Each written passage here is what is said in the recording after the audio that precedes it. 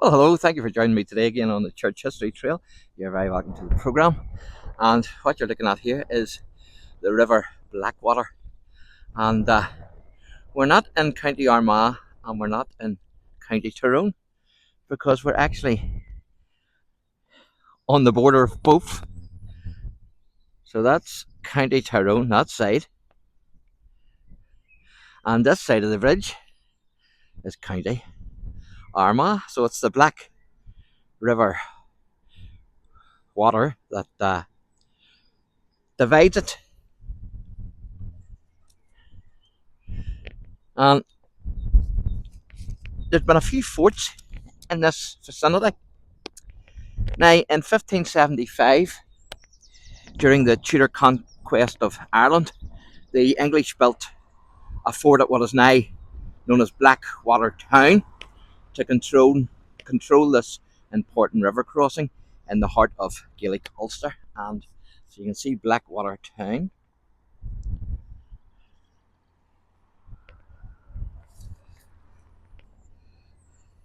And the fort was actually built by the Earl of Essex, who was Walter Devereux.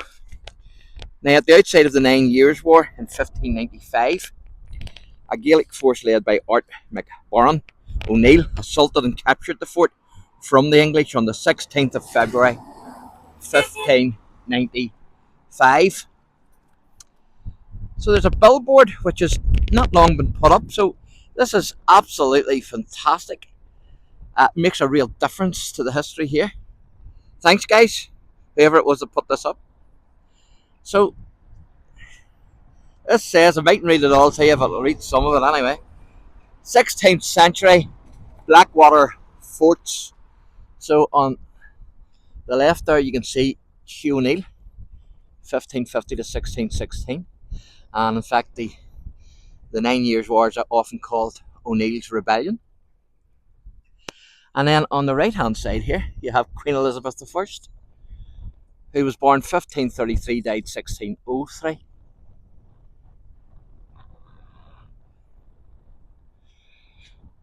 So it says here Fort 1, situated 100 yards downstream on the County Armagh side, was known as Essex Fort. So that would have been on this side here of the river.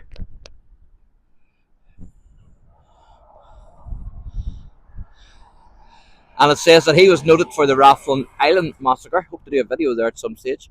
It says the fort's purpose was to encroach on O'Neill's territory and to control the access of Ann Portmore, in other words, a large ford. It was a 35,000 foot square enclosure supporting a three-story wooden tower joining a wooden bridge and a round stone tower built from the ruins of Benburb Castle.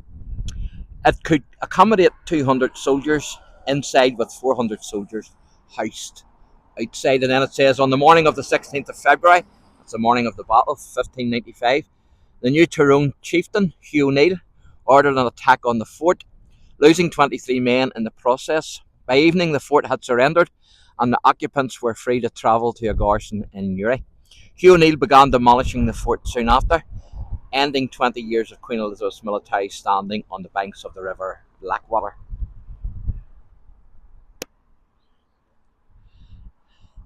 And then it says, this is very interesting, I hope you're enjoying this.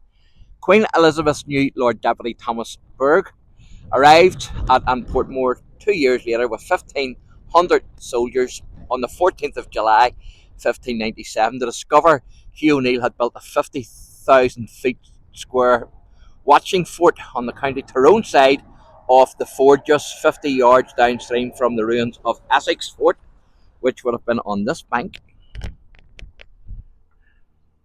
of the river.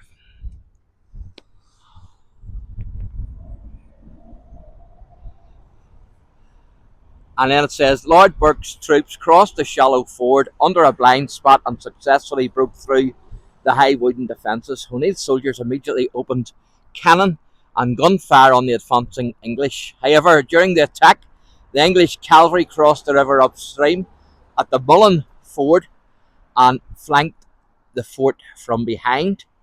And then it says the Irish abandoned their positions, escaping to the surrounding woods.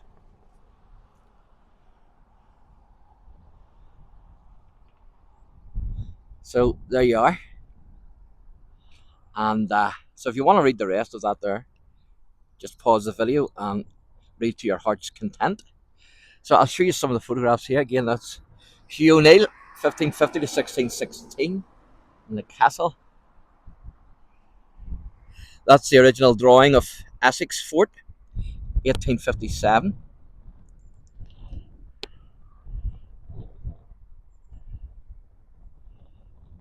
That's an illustration by Alan Donoghue. And that one there is original drawing of Burke's Fort, 1598. That is Elizabeth I again, 1533 to 1603, and the fort. And then there's another picture there of the enclosure. And then this is an aerial fort. I kept this purposely for last. So this is fantastic. This is a 1950s aerial photograph showing traces of the second and the third forts.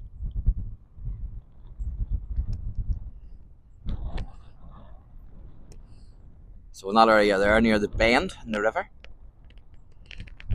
which you can see just as it bends round there. So on each side of the bank. And then I think the Mullen Fort is the one I showed you in the video when I done the church up there. And that church there is actually that's a pre-Norman monastic site, and both Protestants and Catholics are actually buried in that. It's a chapel. But the other fort, the Mullen Fort, it's one of the forts anyway. I think you call it the Mullen Fort. Don't quote me on that. Then the other video I said that the Atkinsons buried up there in that church until 1717. It was actually 1777 that they buried till. So that is the other fort, the Mullen Fort. That's the fourth fort, where that ring of trees is there and bushes.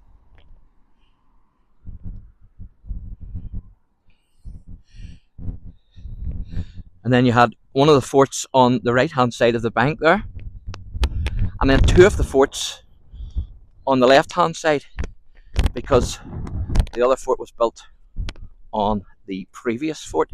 So the left hand side is the Tyrone bank, and the right hand side is the Armagh bank. So I suppose you could say that we're basically in no man's land here, in between the two. So there you go, folks. I'll leave you a wee view of the billboard, and I hope to do one on John Wesley. John Wesley visited this town of Blackwatertown 4 times, so watch out for that wee video. So thanks for watching, and God bless.